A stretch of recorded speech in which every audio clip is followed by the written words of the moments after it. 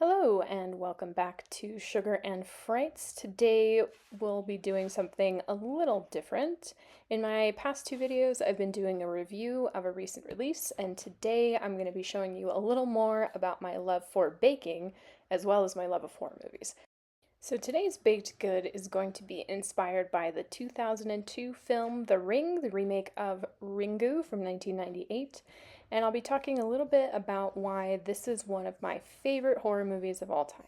So like I said, The Ring was released in 2002. It was directed by Gore Verbinski. The film stars Naomi Watts, Martin Henderson, and Brian Cox. I'm pretty sure that this was one of the first horror movies I have ever seen. I remember kids in my elementary school talking about it and almost participating in the film's lore of a cursed tape being passed around and killing anyone who watched it. As a budding horror fan, most likely around the age of 12, this movie scared me so bad. I was skeptical of television sets for weeks following my first watch. Since then, I've watched this movie an innumerable amount of times, and it still scares me to this day. It also provides me with a delicious nostalgia, and that combination has been something that I am constantly chasing with every new movie I watch. This movie starts with a conversation that mirrors the sort of technophobia that was present in a lot of movies at the time, especially horror movies. As we know, The Ring is a remake of the Japanese film Ringu from 1998. So we have late 90s, early 2000s, the sort of Y2K fear and this distrust in technology. So opening on Katie and Becca talking about this is a perfect fit. It's also followed by an immensely creepy opening scene. I love, love, love a practical attempt at solving something, a la unplugging the TV only for it to come back on. We're then introduced to Naomi Watts' character, who seeks out the infamous tape and watches it. I could gush about the tape for an entire video, but I won't.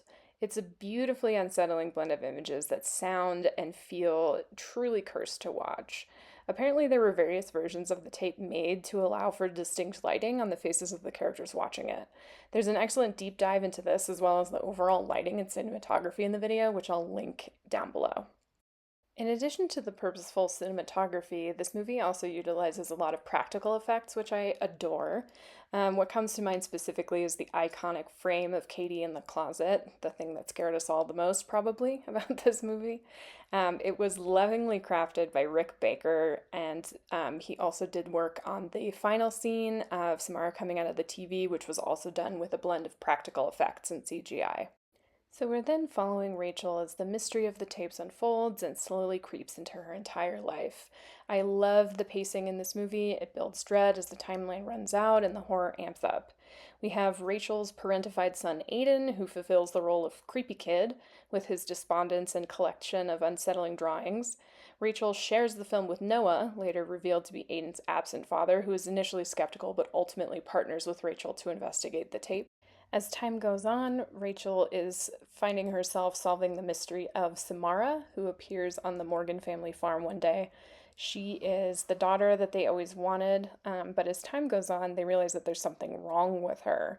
The horses begin throwing themselves into the ocean. She appears to be able to insert disturbing thoughts and images in the minds of other people, as well as create these images like the ones that eventually show up on the tape. This movie introduced me to a lot of horror movie tropes that have just been used again and again. Things like creepy drawings, creepy kids, slow procedural investigation, quick cut jump scares. One thing I really love about this movie is that everything is purposeful. Samara's story mirrors a lot of other J-horror and subsequent remakes in that her spirit is able to manipulate media, allowing her to create the tape when the teenagers try to tape over a football game in the cabin. Ultimately, it's revealed that Samara's mother attempted to murder her by suffocation and dropping her body in a well, only for Samara to survive for 7 days after. And this is why victims of the cursed tape are given 7 days to sort of figure out if they can survive or not. The tape itself reflects elements of her story. You see the horses that had thrown themselves into the ocean knowing something was wrong, the ladder in the barn, and ultimately the ring she saw after being sealed in the well. So while the video is a collection of spooky images, there's also reason behind what we're seeing, sort of the story that she is trying to tell. The ending is another kind of staple of early 2000s horror where you believe the mystery is solved, everyone gets to go home, everything's okay, only for it to turn back around and reveal something sinister. I do love the reveal that Samara is not this innocent girl who just needs to be heard. There is something truly evil about her. And then the movie ends when Rachel figures out that the reason she wasn't killed was because she made a copy. So she has Aiden do the same in an attempt to save his and her own life. So if y'all are still with me after listening to me gush about this movie for a good 5 minutes, I want to tell you a little bit about the cupcakes that I made. So for this dessert, I wanted to incorporate Japanese flavors as well as capturing some of the tones of the movie.